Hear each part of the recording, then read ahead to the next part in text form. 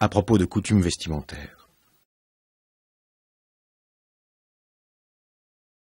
Quelle que soit la direction où mon esprit s'engage, il me faut franchir l'obstacle de la coutume, tant celle-ci conditionne notre façon de voir. Je me demandais justement, en cette saison froide, si l'habitude d'aller tout nu des nations que nous avons découvertes récemment est un usage imposé par chaleur du climat, comme on le dit des Indiens et des Maures, ou si c'est à l'origine un état naturel à tous les hommes. Les esprits éclairés, parce que tout ce qui est sous le ciel, comme disent les Saintes Écritures, est soumis aux mêmes lois, sur des questions comme celle-ci où il s'agit de distinguer ce qui relève des lois naturelles de ce que l'homme a inventé, ont pris l'habitude de se rapporter à l'ordre de l'univers où rien d'artificiel n'existe. Or, toute chose ayant reçu de la nature ce qui est nécessaire à son existence, il est, à la vérité, incroyable que nous soyons les seuls à venir au monde, débiles et indigents, et dans un état où nous ne puissions nous tenir ni survivre sans recourir à une aide extérieure. Je crois donc que, de même que les plantes, les arbres, les animaux et tout ce qui vit se trouvent naturellement équipés d'une protection suffisante pour se défendre contre les agressions climatiques, propter reaque fereres omnes aut coriosunt, aut seta, aut cancis, aut callo, aut cortice tectae. Et que pour cette raison, presque tous les êtres sont couverts ou de cuir, ou de soie, ou de coquille, ou de callosité ou d'écorce. Nous étions pourvus de même, mais que, comme une lumière artificielle éclipse la lumière du jour, nous avons affaibli nos dispositions naturelles par les moyens que nous avons empruntés. On voit que c'est la coutume qui nous a rendu impossible ce qui ne l'était pas au départ. D'abord dans le fait que parmi ces peuples qui ignorent les vêtements, il en est qui vivent sous le même climat que le nôtre. Et puis, la plus délicate partie de notre personne est aussi celle qui reste toujours découverte.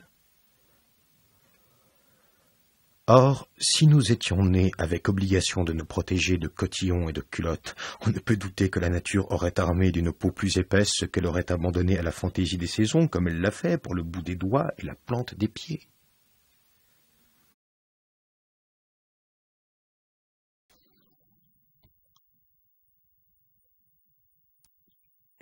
Je ne sais plus qui demandait à l'un de nos gueux qu'il voyait en chemise en plein hiver, aussi gaillard que celui qui se tient emmitouflé dans des fourrures de martre jusqu'aux oreilles, comment il pouvait endurer ce froid.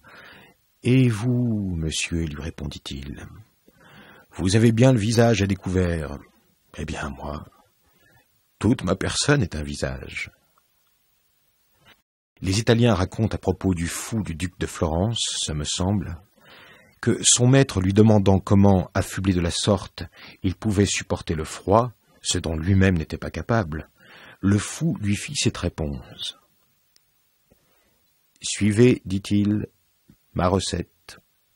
Empilez sur vous toute votre garde-robe à ma façon, et vous ne souffrirez pas plus du froid que moi. » Le roi Massinissa, jusque dans sa plus extrême vieillesse, ne put se résoudre à aller tête couverte, quel que soit le froid, l'orage et la pluie.